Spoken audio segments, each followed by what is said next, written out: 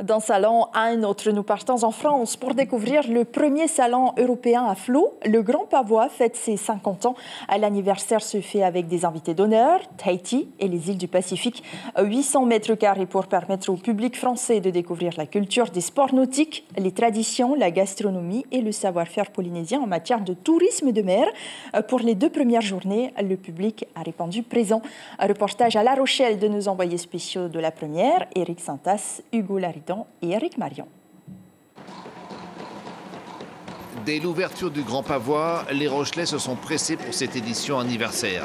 Édition exceptionnelle car Tahiti revient en Charente-Maritime et était attendu avec ses rythmes, ses goûts et ses couleurs. C'était important d'avoir Tahiti, ça va faire 12 ans. Tahiti est venu au Grand Pavois et on voulait amener la bonne humeur. Enfin bon, on a la bonne humeur, malheureusement on n'a pas le temps, mais on a la bonne humeur, de Tahiti. Ils ont 42 stands et en fin de compte, on a un hall tahitien qui est extraordinaire cette année. Les 80 000 visiteurs attendus pendant cette semaine vont pouvoir se plonger au cœur de la Polynésie et des îles du Pacifique dans un hall dédié de 800 mètres carrés. Les exposants présents vont promouvoir une destination, mais pas seulement. C'est surtout un lien chez les Rochelais, puis les invités à venir en Polynésie. Ils sont en demande d'information et beaucoup veulent justement découvrir la Polynésie. Et bien évidemment en passant par la commune de Taputapuatea parce que c'est là qu'est le berceau de la civilisation polynésienne. Ce qui est intéressant, c'est qu'on a des échanges avec des écoles tahitiennes et les écoles rochelaises. Pour nous, c'est important d'avoir ces échanges sur place entre le Pacifique et nous, ici à La Rochelle. Ces échanges dont parle Alain Pochon se font naturellement entre peuples de la mer et constructeurs de bateaux. Les chantiers Rochelais construisent pour les loueurs polynésiens. Il n'y a donc pas qu'un lien de façade ou une vitrine touristique. Vous savez qu'ici on fait quand même un certain nombre de multicoques. Et donc c'est les multicoques en grande partie qui sont prisés par la location. Et donc en fin de compte, notre département convient complètement au marché qu'il y a sur Tahiti.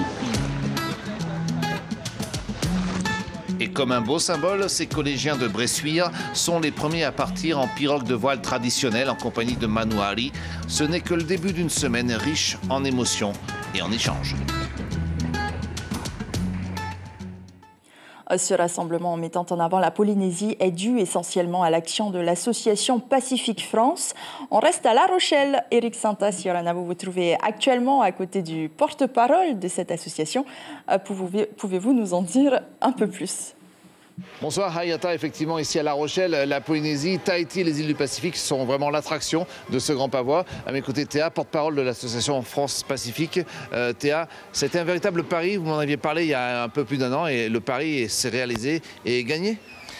Alors ça a été beaucoup de travail, oui effectivement, enfin à Paris on a tout simplement proposé bien évidemment à l'ensemble de nos adhérents, donc qui sont tous des professionnels qui œuvrent pour la promotion de la culture polynésienne, donc artisans, des traiteurs, des tatoueurs, donc à se rassembler ensemble pour pouvoir intégrer des événements qui étaient déjà connus et donc notamment le Grand Pavois.